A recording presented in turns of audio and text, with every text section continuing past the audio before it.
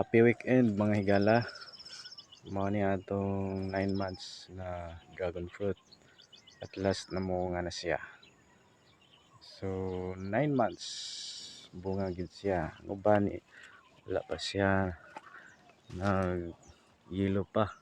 So ma-abort pa ni siya. So di ana ay kini siya madayon na ni siya.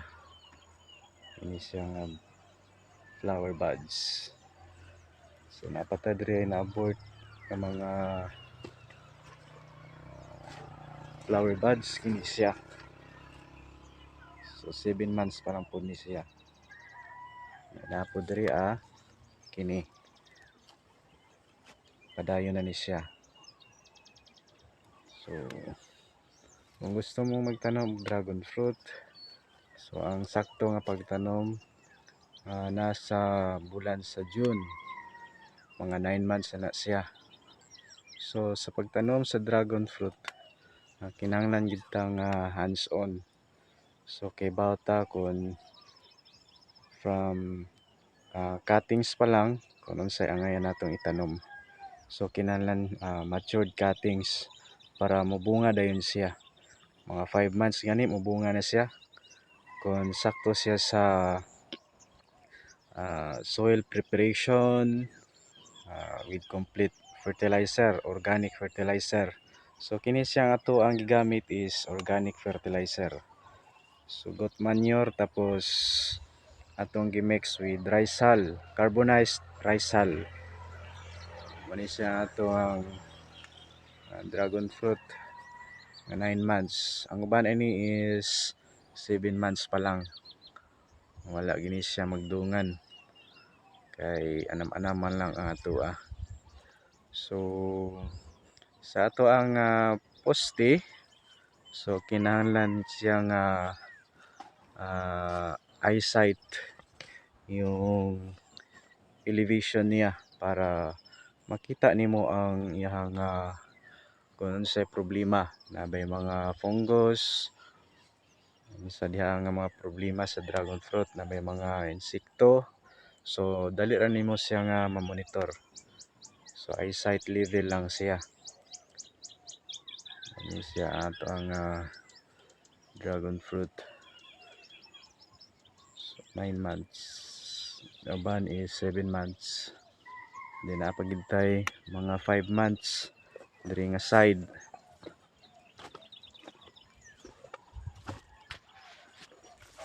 Muni siya ato ang tabay. Muni siya atong source ato ang pag misbis. So basak man ni siya diri karon tig init kaayo. So grabe kayong init. So gamit gini siya nga tabay para sa ato ang pagpamisbis kay kinahanglan man pud siya og water. Although nga cactus siya pero need gyapon nga imo siya nga bubuan og tubig or imo siya nga bisbisan. So arita sa ato ang 5 months. So kini siya 5 months pa lang ni. Trellis type ang atong gamit dinhi ang poste. Diri apod mo ni siya dunga na.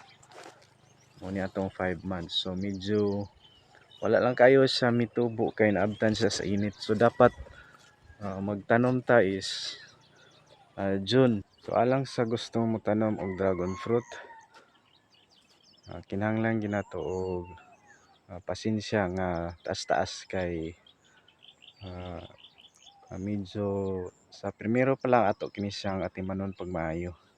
From soil preparation, so kinahanglan na say kompleto nga mga fertilizer, organic fertilizer. Then kini siya nga tanom, maayo gini siya kay this is a long term nga plant. Okay mo tagal ni siya at mga 25 years. Dili para sa ubang tanom nga once nga maka-harvest ka na kaisa, so wala na.